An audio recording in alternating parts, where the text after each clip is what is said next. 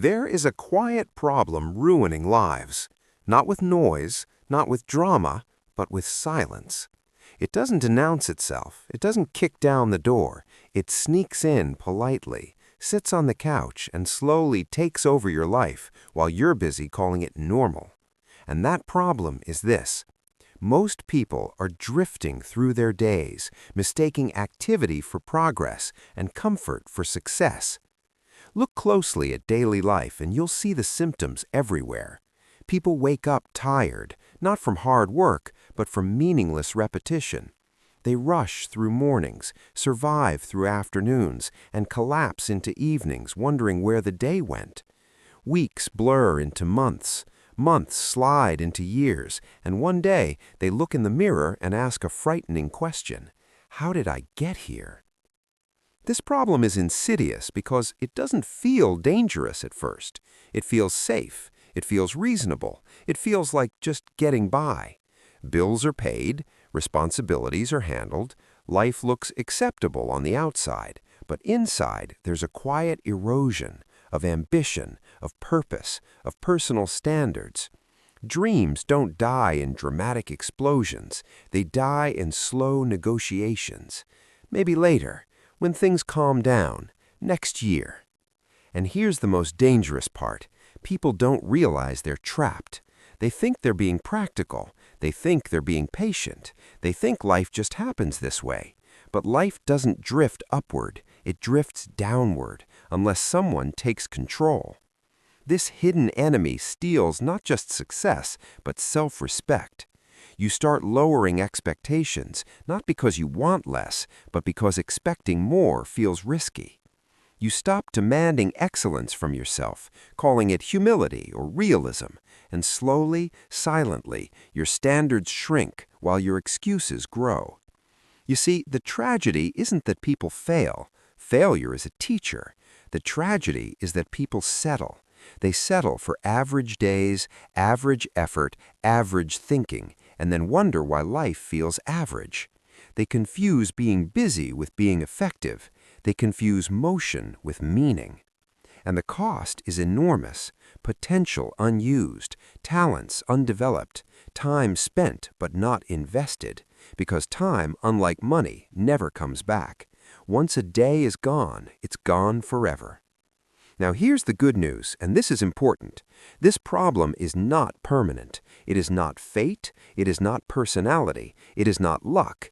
It is a lack of daily excellence, and anything that is built daily can be rebuilt daily. There is a system. There is a way to regain control, not through dramatic overhauls, but through disciplined, intentional choices made every single day. And once you understand that system, drifting becomes impossible. Now, if the problem were vague, the solution would be vague. But this problem is precise, and therefore the solution must be structured. You don't fix drift with motivation alone. You fix drift with design. You fix it with a system that brings you back to center every single day. What I want to share with you is not theory. This is not wishful thinking. This is not inspirational poetry designed to make you feel good for an hour and then leave you unchanged. What I'm about to lay out is a practical framework, a set of principles that, when applied consistently, reshape how you live, how you think, and how you show up in the world. We're going to walk through 5 core principles, 5 daily disciplines that form the backbone of personal excellence. Not occasional excellence, not emergency excellence, daily excellence. Why 5? Because they are comprehensive without being overwhelming, simple but not simplistic. Each one targets a specific leak where most people lose momentum, lose clarity, and lose control. Together, they form a system that replaces drift with direction, chaos with clarity, and regret with progress.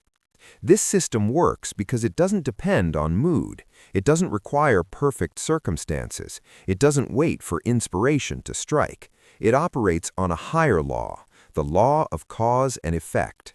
Small disciplines, practiced daily, lead to extraordinary results over time.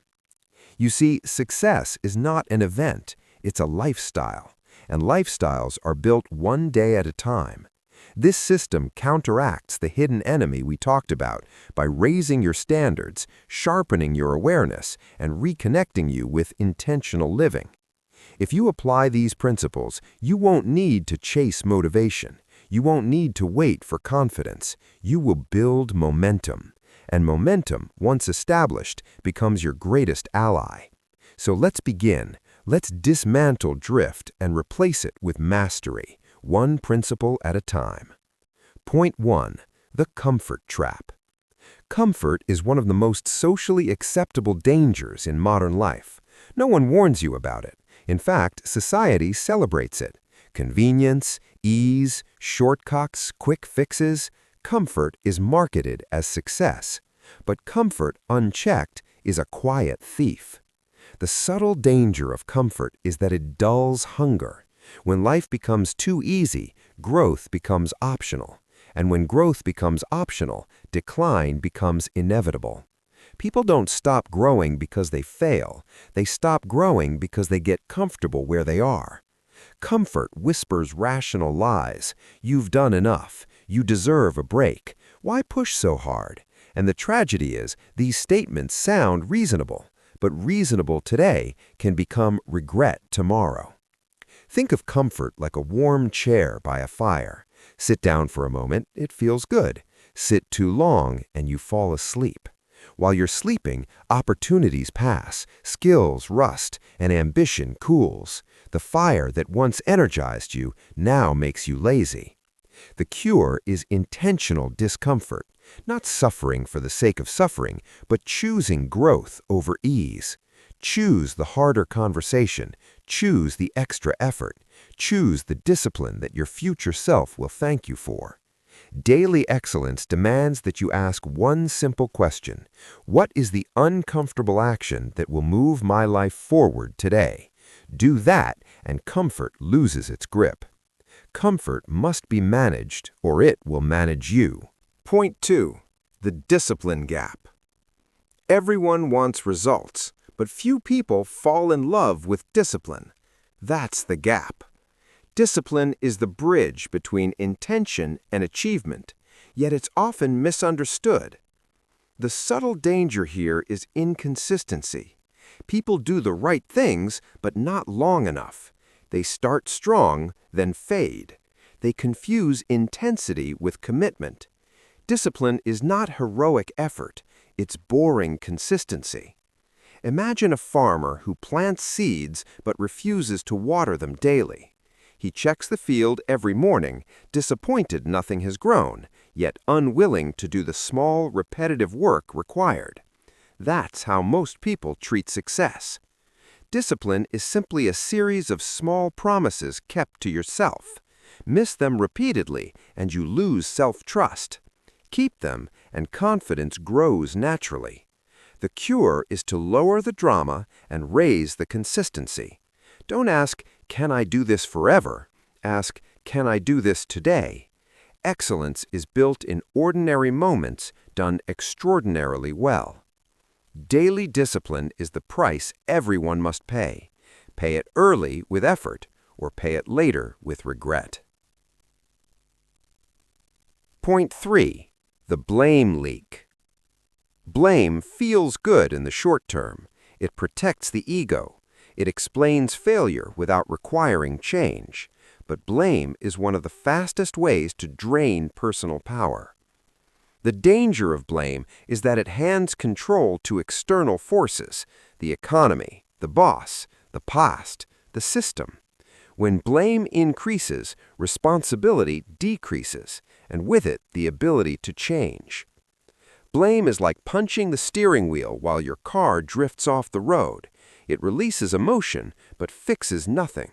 Responsibility, on the other hand, puts your hands back on the wheel.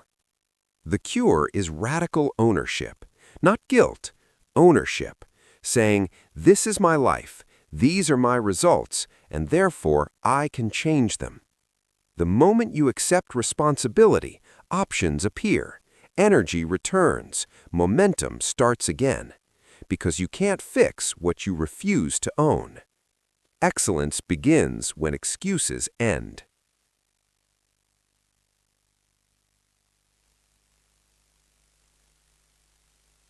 Point 5. The standards gap. Life will never rise above the standards you tolerate. You don't get what you want, you get what you accept. The danger here is gradual lowering of expectations. People don't decide to accept less, they slowly adjust to it. What once felt unacceptable becomes normal. Standards are like a thermostat. They don't guarantee comfort, but they determine the climate. Raise them, and life adjusts upward. The cure is to consciously reset your standards for your time, your health, your relationships, your effort. Decide what excellence looks like and refuse to negotiate with mediocrity.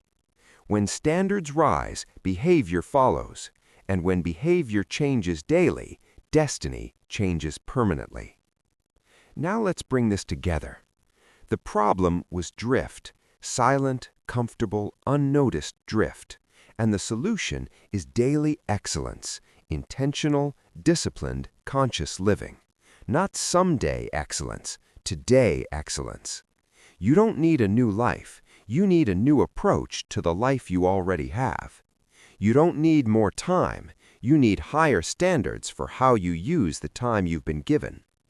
Comfort must be challenged, discipline must be practiced, responsibility must be owned, awareness must be sharpened, standards must be raised.